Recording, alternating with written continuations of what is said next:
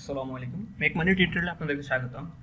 আজকে যে বিষয়টা দেখাবো সেটা হলো this site can not be researched. অনেক ক্ষেত্রে গুগল ক্রমে ব্রাউজ করতে গেলে আমাদের এই সমস্যাটা দেখায়। সেটা সমাধানটা কিভাবে করব সেটাই আমরা আজকে দেখাবো। তার আগে বলে দিচ্ছি, আমার চ্যানেলটি যদি প্রথম আপনি ভিউ করে থাকেন তাহলে অবশ্যই সাবস্ক্রাইব বাটনে ক্লিক করবেন এবং সাথে বেল বাটনে ক্লিক করবেন।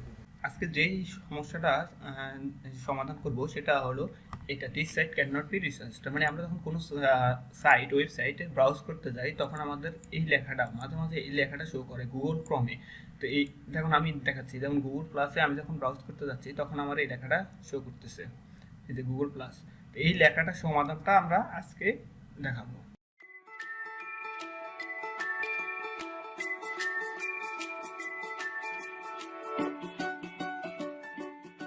তো এই সমস্যাটা পড়লে আপনি প্রথমেই যে কাজটা করবেন, প্রথমে আপনার ইন্টারনেট কানেকশন রিস্টার্ট করে থাকবেন। যদি আপনি ল্যান ইউজ করে থাকেন তাহলে ল্যানটা রিস্টার্ট করবেন, মানে একবার খুলে ইন্টারনেট কানেকশন অফ করে আবার অন করবেন। আর যদি ওয়াইফাই হয় তাহলে ওয়াইফাই কানেকশন অফ করে অন করে দেখবেন। যেমন এইরকম ডিসকানেক্টেড করে আবার আপনি অন করে কানেক্টেড দিবেন।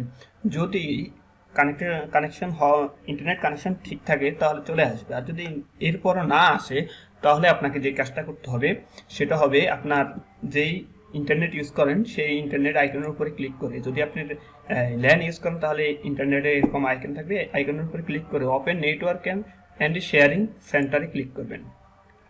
ক্লিক করার পরে আপনি যেই নেটওয়ার্ক ইউজ করেন, ইন্টারনেট ইউজ করেন সেটার উপরে ক্লিক করবেন, করে প্রপার্টিসে ক্লিক করবেন।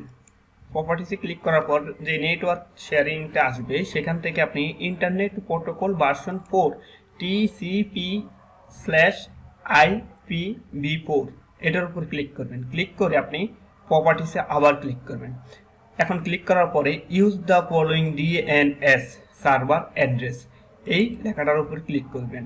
ক্লিক করে এখানে যে ডিএনএস সার্ভার আইপি বসাবেন সেটা বসাবেন 888 নিচের ঘরে একই রকম 88 এবং 44 দেওয়ার পরে এখানে ভ্যালিডেটেড সেটিং আপন এক্সিস্ট এখানে ক্লিক করবেন।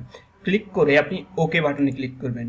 ওকে ক্লিক করে এরপরে বাকিগুলো ক্লোজ করে দেবেন।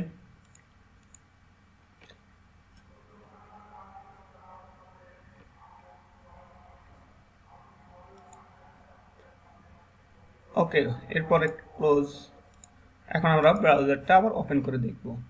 হ্যাঁ, এখন দেখুন আমার এই যে প্রথমে আমি যেটা গুগল প্লাসে ঢুকতে পারতেছিলাম না, এখন কিন্তু আমি সহজেই গুগল প্লাসে ঢুকতে পারতেছি। তো এই প্রবলেমটা সমাধানটা এখানেই শেষ। আশা করি আপনাদের সমস্যাটা যদি হয়ে থাকে তাহলে যে কোনো ওয়েবসাইট গুগল ক্রমে ওপেন করতে গেলে যদি এই সমস্যাটা হয়ে থাকে তাহলে এইভাবেই আমি যেভাবে দেখাচ্ছি এইভাবেই ট্রাই করে দেখবেন। ওকে, আজকে এটুকু পর্যন্ত। পরবর্তীতে অন্য কোনো ভিডিও নিয়ে আসবো, সেই পর্যন্ত সবাই ভালো থাকবেন।